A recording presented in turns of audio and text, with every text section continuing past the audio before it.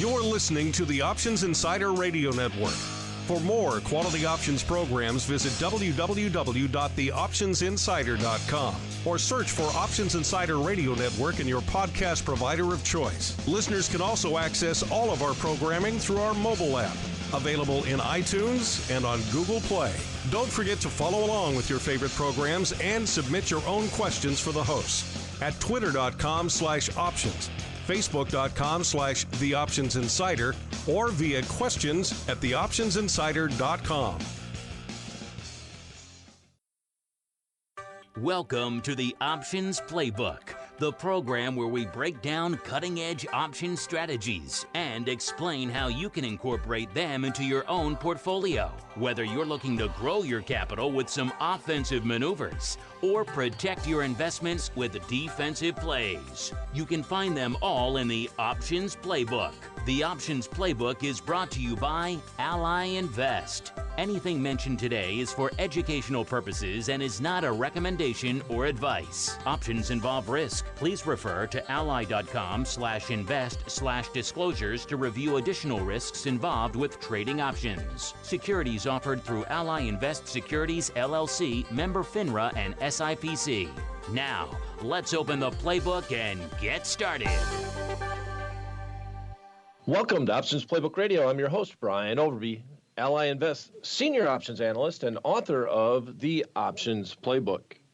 All right, so we had a little bit of a huddle-up session last week, and this week we're going to actually get back into some new strategies. Well, not necessarily new strategies, but we're going to look at a strategy in WYNN Resorts. What has happened with WYNN Resorts, symbol WYNN, is they've been in the news recently. If you've been following the markets at all, you know that their CEO and founder has had a lot of problems recently with allegations, and because of that is saying that he's going to step down, and that's created a lot of volatility in the underlying stock. So the implied volatility and the historical volatility are at all-time highs in this underlying, but the news is already out there, and then we add the volatility of the actual marketplace, and wham, you got a perfect storm. We see that the stock, before the news hit, was trading above 100.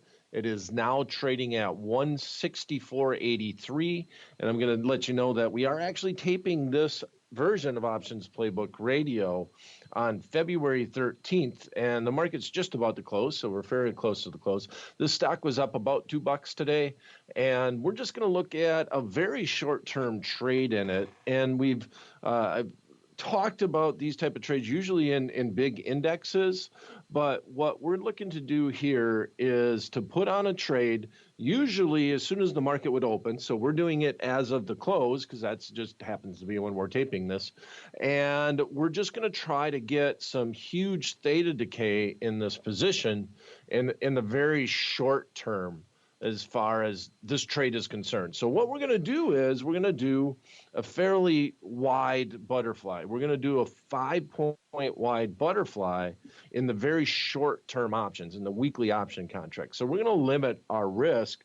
But right now on the 3-day option contract, we have the implied volatility of the most at-the-money contract, the 165 call and 165 put. The implied volatility is right around 38%, which is as high as it normally would be around earnings. If you go back and look at the chart, very rarely in its life have we seen implied volatilities on this underlying stock be more than 40% without a known news event that's going to happen. So obviously there's still speculation on what's going to happen exactly in the marketplace, and that's driven up some of the volatility. The action in the stock has obviously driven up volatility.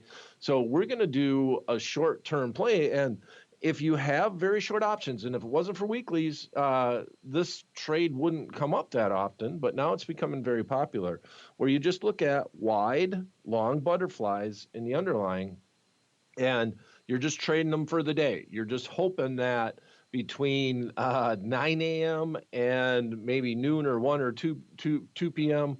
that day, Eastern time, that you really don't have much activity in the underlying stock. And these options with all these premiums, the at-the-money option contract is now trading for $2. We're going to sell those option contracts, and we're just going to hope for a little bit of decay. Now, there's a little bit of a twist here. This stock is actually going to go ex-dividend tomorrow, too. So this makes that pretty interesting because it actually pays a decent dividend. The dividend expected to be paid is 50 cents. So happy Valentine's Day present, if you will. But on the 14th, this stock will be down 50 cents unchanged because it's going to be down because the stock paid out the dividend. And that's just the name of the game. So in our instance, we're going to look at long butterfly spreads with puts. All right, so if you're following along at home and you have an options playbook on your desk, please turn to page 104 if you'd like to see what a long butterfly spread with puts looks like. And the reason why we're going to do it with puts is we're just going to skew it just a little bit to the downside. And the reason why is because the stock is going to be down by 50 cents no matter what happens tomorrow because of the ex-dividend date. Now, the ex-dividend date means that this is the day it goes ex. You got to be owner of record. The dividend doesn't get paid for another couple of months usually. But bottom line is the big date is the 14th of February. So we're going to do a shorter term play. If you're listening to this, this is not meant to be a recommendation, as always. So if you're listening to this on a Thursday, that's fine. If the play is already played out, just want to let you know that. But it's more important that we learn about these trades and learn about these opportunities. I like to do strategies like this on fairly high price stocks, usually indexes, but I like to do it when there has been major news out and the vol just hasn't came off yet. That's just the rationale behind it. Now, you could do an iron condor. You could do it a little bit wider if you would like, but I like this scenario because you're selling two at-the-money option contracts. We're going into the weekend. Wednesday, Thursday are the two largest time decay positions or big days as that Friday expiration approaches. I usually see that during the week. Wednesday or Thursday is where you just get a lot of the life sucked out of these option contracts. So let's go ahead and put the trade on. So we're going to skew it a little bit to the downside. I usually like to do them right at the money, but we have this big dividend.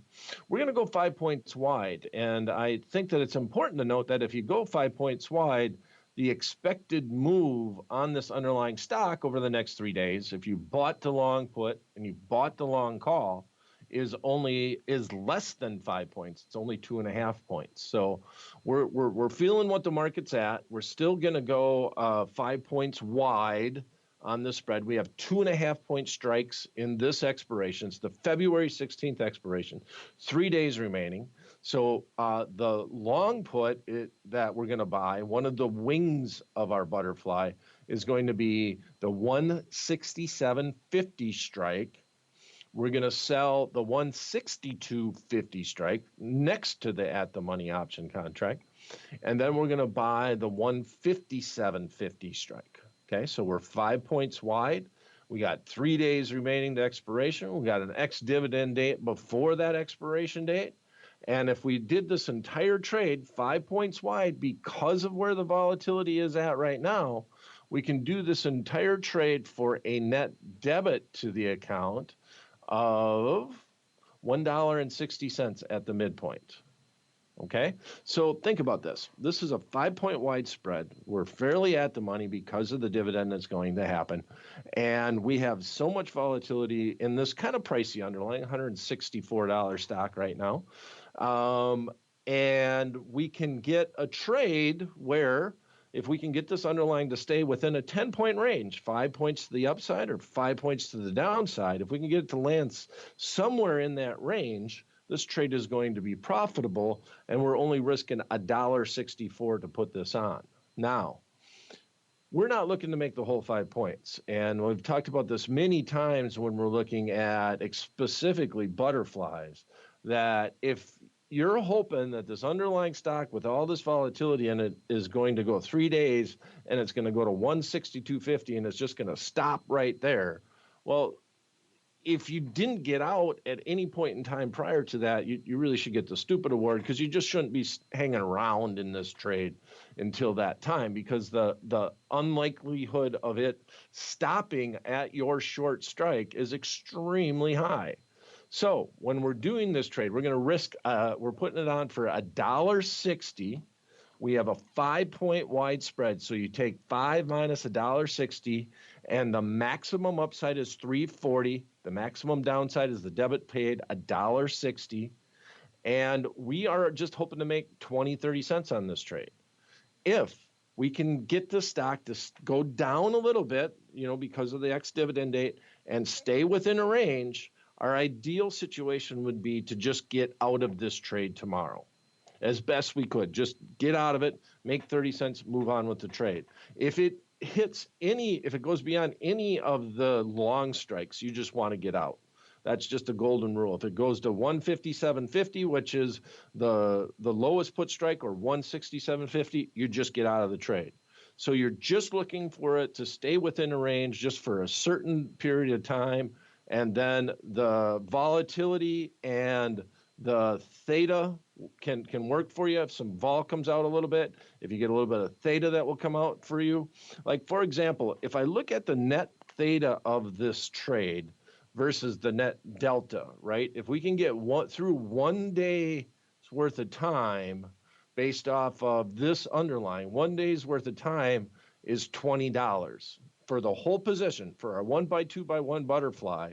If we put this trade on for 160 and the stock doesn't move at all, this position should be up at least $20 in total for every 1x2x1. But if the stock moves against us, the net delta of this position is $7. So a 1-point movement to the upside or a 1-point movement to the downside, it can either increase our position by $7 if it's to the downside, or it can go against us by $7 if it's to the upside. So the theta numbers just work here. It's just a nice ratio of the total risk of the position, the net delta, how many shares of stock this underlying acts like, versus the net theta in the position. Now, if we look at Vega, for every 1-point drop in Vega, right now it should reward this position $2.75. So if it just hangs around a little bit, it's at all-time highs in volatility, and we can get the volatility to go from 39 to 38 or down to 36 or 35, we also have a fairly favorable Vega situation. Now, my only real concern, though, with Vega is if it is a negative Vega, and if the market were to go down fast, that Vega is going to go up. Now, here's one thing that I do kind of like about this, is that if you're dead wrong and it makes a 5-point move to the upside, or it makes a 5-point move to the downside, and it blows through our long strikes, it blows through our protection, if volatility increases, that helps you. If you're dead wrong on the trade, if you're dead wrong on this trade, you want vols to go up. You want your option contracts to increase in value. And so there's just a lot of good things about this trade, except for the fact that you've got a really volatile stock and that could gap open tomorrow or not. But you're just you're looking for a couple of days where just things settle down, and that gets you out of the trade. So let's recap. Today, the market's almost closed. It is the 13th of February. And we have WYNN Resorts trading at 164. Right now it's 95. It's up about $2 on the day. We're going to do a long put butterfly spread. We're going to buy in the February 16th expiration that currently has 3 days remaining and a big dividend that's going to be paid. We're going to buy the 167.50 put, sell 2 of the 162.50 puts, and buy 1 of the 157.50 puts. This is a limit at this point. If we can get it at the midpoint of $1.60, we would want to put this on the open. This is not meant to be a recommendation, but it's a great trade to learn from. There's a lot of interesting things going on in this underlying, and that makes the option pricing very interesting. So that's it for this episode of Options Playbook Radio. If you got a topic you'd like us to discuss on the show, or a question you'd like us to answer on the program, you can send them directly to me at optionsguy at invest.ally.com. It's theoptionsguy at invest.ally.com. And thanks for listening. We'll be back the same time, same place next week. Until then, may all the options you bought finish in the money and all the ones you sold finish out. The Options Playbook was brought to you by Trade King Group. Anything mentioned today is for educational purposes and is not a recommendation or advice. Options involve risk. Please refer to tradeking.com/ODD to review additional risks involved with trading options. Securities offered through Trade King LLC, member FINRA and SIPC.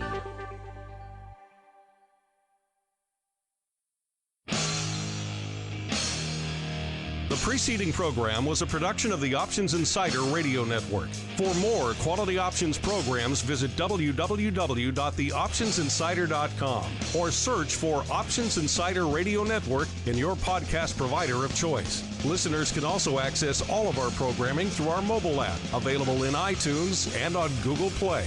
Don't forget to follow along with your favorite programs and submit your own questions for the hosts at twitter.com/options, facebook.com/theoptionsinsider, or via questions at theoptionsinsider.com.